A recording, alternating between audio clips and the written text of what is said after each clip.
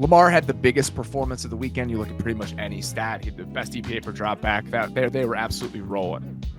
In the top 3 was Kirk Cousins and that performance that he had against the San Francisco 49ers defense. We've seen the Vikings operate at a high level on offense, throwing the football, whatever. To do it against the Niners the way that they did, I thought was one of the best performances of the entire week. And we didn't really get a chance to talk about it so far because it happened on Monday night.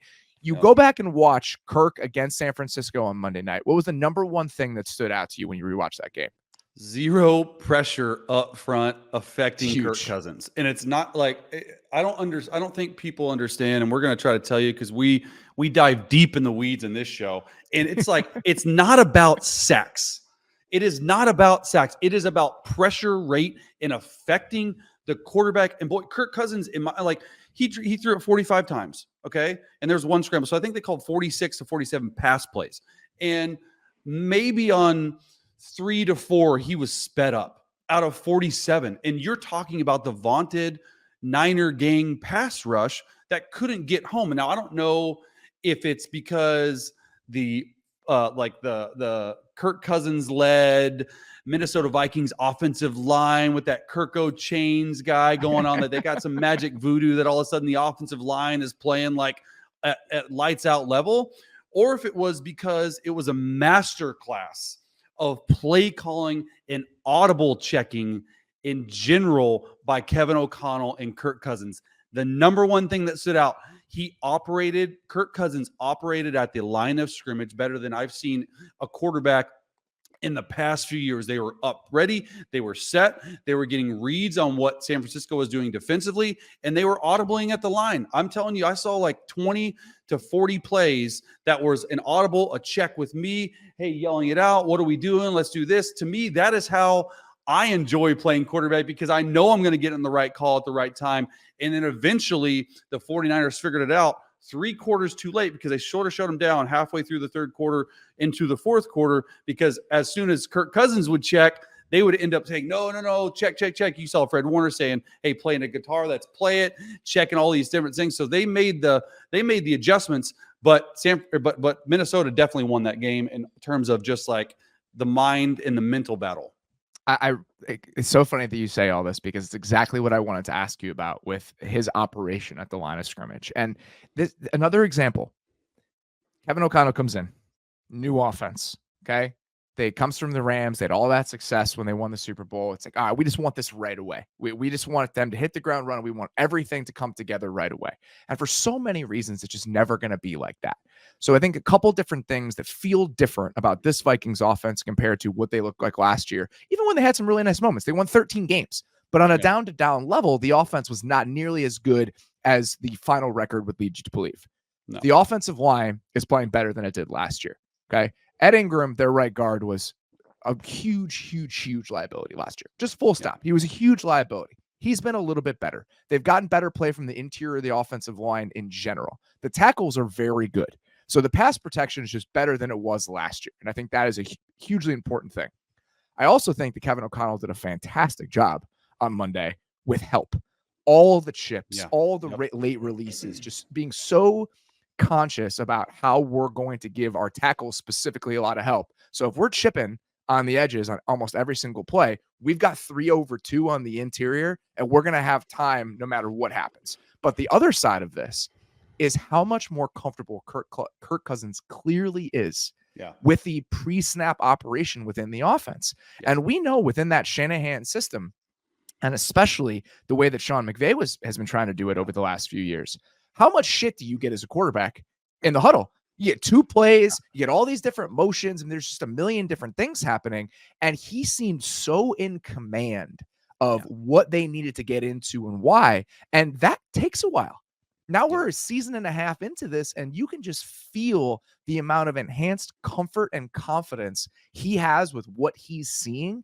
And I think the fact that that's how he's feeling and he has all those options, you're going to see this more and more where they just seem to consistently be getting into the right place.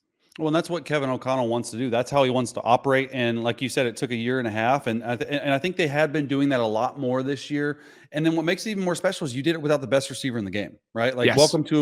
welcome to the nation. Like, I'm going to announce you, Jordan Addison. Like, the dude balled out. Like, Kirk should have thrown a pick on that cover 0 deep post, and Jordan Addison was like, "No, I'm just going to take it to the crib." Like that. Like all these things matter, because like if you get Justin Jefferson back, and if you have a look at their schedule coming up, it's very winnable. Like, and then so we broke down early in the show, it's like, hey, like early in the week is like, hey, I think Kirk Cousins should be traded to the New York Jets. Like, okay, well now they ain't shipping them off. Like now they're shipping them off because the way they're playing, they just beat back-to-back wins. Their schedule's winnable, and it just goes back to say is like, I agree that Kevin O'Connell did a fantastic job, put on a master class of calling plays. But what I think allowed them and allowed him to be able to do that was the tempo at which that offense operated. Right. Totally. They were the ones blitzing San Francisco on offense. We talk about it on this show all the time. Is like, hey, how do you blitz? Go fast, multiple shifts, multiple formations. They were doing man zone reads. They were just making sure they had it.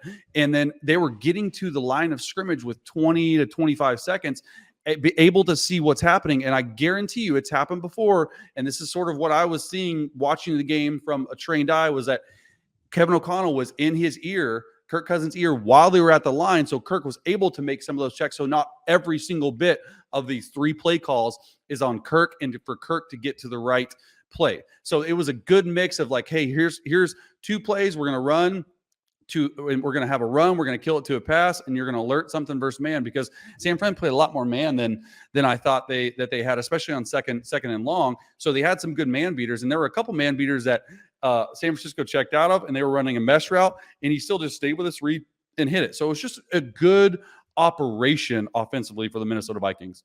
Yeah, I loved it. And so many of the subtle things that they were doing. I believe the all-22 was kind of weird. It clicked in late, but on the touchdown he threw to Addison in the first half, they were in empty with Cam Akers lined up to the right. He motions back in. They know it's zone. It's like, all right, this is what we have. I know this is going to work. The route combination on that was beautiful. Like it played with Dre Greenlaw in exactly the right ways in that zone coverage. And then other times in the game as well, I think there was a 3rd down in the second half. They're in empty with Akers out there. Corner follows him. It's like, all right, we got zone. They have a nice little in-breaker against cover 2. Like everything that they were doing in terms of the calls, but also how they were gathering information and the options they had after gathering that information, it was just clicking so well. And it's an example to me and a reminder to me, when you know you're in the right place and when you're putting him in a good situation, that dude can fucking sling it. Like he really can. And he is, and this is not a dig at Kirk Cousins. I think this is true for most quarterbacks, but he's almost the purest expression of it to me. He is dependent on the circumstances around him. He's just not a creator. So protection is hugely important. Having answers within the play is hugely important. But when you give him those 2 things, he can play at an extremely high level. And I think that's what we've seen from him so far this year. They've given him answers in a ton of different areas, and that's led to him playing, honestly, like some of the best football he's played over the last several seasons. Yeah, no, I totally agree with that. And that is the case with these quarterbacks, like especially non-creators, because the pocket passer can still exist, but you have to be very mentally smart, because if you're not a creator, if you're not going to be like a Patrick Mahomes wizard outside of the huddle, you got to have these answers, and you got to be able to handle it mentally. I mean, everyone watched the quarterback documentary in the offseason, and I just continue to go back to Kirk Cousins. Like, he's just constantly memorizing plays. And that just reminds me a lot of myself. It's like, hey, in these wordy offenses, you want to make sure that you can control what you can control. And you can't control that you're not a Patrick Mahomes wizard outside of, right? You can control I'm going to be the best person I can be, and this is how I need to get there. And I think that goes without saying, is like, he's really mastered that. He knows his limitations. He knows his weaknesses, but he also knows his strengths. And what I've been around in quarterback rooms around the league is those guys that know what their strengths are and continue to make their strengths and work on their strengths even better. That, in my opinion, rather than working on your weaknesses, if you just focus on your strengths and continue to make those better, that's what makes a really, really good passer, in my opinion. Let's talk about those strengths a little bit more. What about Kirk Cousins' game do I not appreciate enough as an average NFL fan watching him play?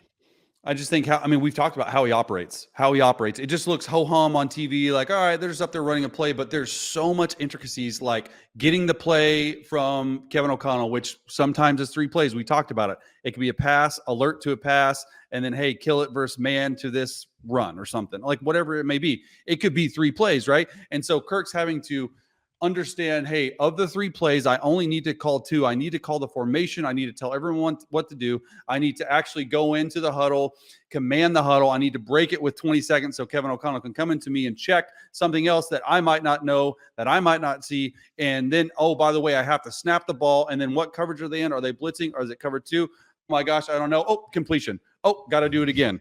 Okay. Like, dude, like over and over and over again against one of the best defenses in the league at the time was San Francisco. Like, that to me makes me appreciate him from such a high level up. The other aspect of this that we did not mention, it's not quarterback related, but I do think it's important when you're trying to figure out the differences between this version of the Vikings offense and last year's version of the Vikings offense. They are 4th in the NFL in rushing success rate on handoffs to running backs. Why that's important is that quarterback run teams typically tend to be a little bit higher in that stat. They are 4th in the NFL. Last year, they were 20th. They led the league last season in the percentage of their rushes that went for 0 or negative yardage. It was 25%. 1 of every 4 Vikings runs went for a tackle for loss. It is so hard to sustain offense when your running game looks like that. And they spent so much time, effort, focus this offseason. I went up there multiple different times and having conversations with the staff on offense about what needed to change. We just need to be efficient running the ball. We don't need to be this hyper explosive sort of running game. All we need to do is be efficient. Guess what? They are efficient now. And so you combine that with the control, the command, everything else that's happening in the passing game, even without Justin Jefferson in some of these moments. And I think their offense suddenly becomes, at the very least, intriguing in the back half of the season when you look at that kind of muddy collection of teams that are going to be fighting for that final wild card spot in the NFC. Yeah, I mean, absolutely. And that stat about the rushing is interesting because, going into the game, they had played 7 games with no rushing touchdowns. A fat goose egg. No rushing touchdowns. And then they were, I think, like 31st or 30th in the league in total rushing. So I went into the game saying, hey, maybe they need to just give it up and just let Kirk throw. And he threw it 45 times. But actually looking back on some of their runs, they were like a 2 or 4 yard gain. It wasn't like they were popping these crazy runs. Unlike the first play of the game was a 15-yard burst by the running back. But it was interesting to me in that standpoint of like, hearing that stat and then thinking back on like what I saw. And it's like, okay, yeah, all they have to be is efficient, especially with the trio of receivers they have.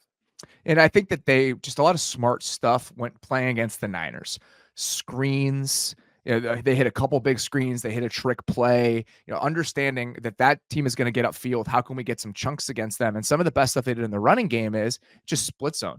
We're going to send a guy screaming across the formation. We're going to play with how aggressive these linebackers are. We're going to see if we can get a 6-yard gain out of it. It happened multiple different times. So I think that the scheme, just how they're thinking about the run game, Cam Akers being involved there now and just giving them a little bit of a different presence compared to what Alexander Madison is, a lot of different things falling into place. And the last thing, you mentioned Jordan Addison, but I think it's important to point out the secondary pass catchers who are now primary with Justin Jefferson out. That is a different facet of this offense than it was last year.